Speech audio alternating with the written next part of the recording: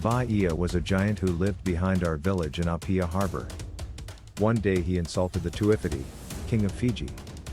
The enraged king sent his 4 sons with the order to kill the giant, but their ship was so large that it could not enter the harbor. Instead they anchored just beyond the harbor.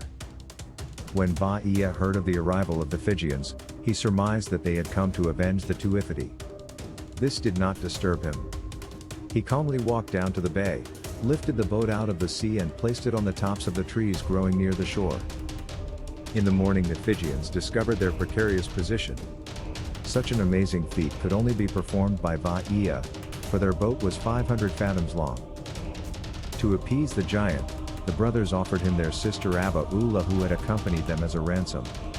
When Vaea saw the pretty girl he accepted, but told the brothers to leave immediately.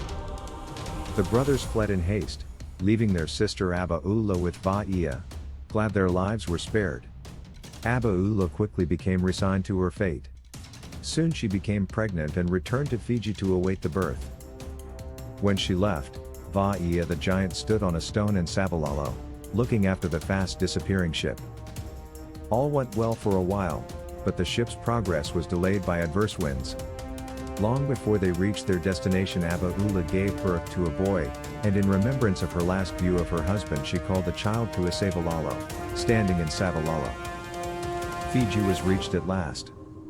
Fearing that her vengeful brothers would kill and eat her son, Apaula left him in hiding near the shore, where she managed to visit him daily.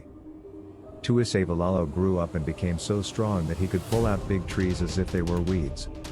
One day, however, he was discovered by his uncles, and that was the end of the poor boy. He was quickly dispatched and prepared for the oven. The distraught Apaula thereupon returned to Apia to ask Vaea to avenge her murdered son. Alas, she had delayed her return too long. Grieving over the absence of his wife, Vaea had turned into stone. Only his head was still alive. It spoke and said, "Ue sao Apaula, Ue tatua, Apaula has come, but too late." Then, hearing what had happened in Fiji, Vaea ordered his wife to go to Vaea, where she would find his brother Fathoms. His brother would avenge them. Apaula did as she was told. In Lila Vaea, she fell in with a puny young man who amused himself catching butterflies. Upon Apaula's asking him if he knew Fathoms, he replied that he himself was the man. This the girl could not believe, so she continued her search with the young man following her. Near Fali Lupo they entered a cave to spend the night. There, a wonderful thing happened. The girl's weakly companion suddenly changed into a handsome young giant bearing a marked resemblance to her husband Vaea. From this incident, the Samoans derived the proverb, "Ue mi atino Fathoms." A night's rest gave strength to Fathoms. The cave, becoming too small for the fast-growing giant, burst asunder. Greatly astonished, the girl cried out, "Ue atoa latino o Fathoms."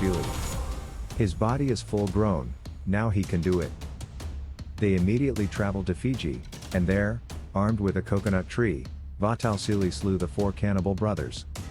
Vaea was avenged, but he himself had meanwhile turned into the mountain, which even today bears his name.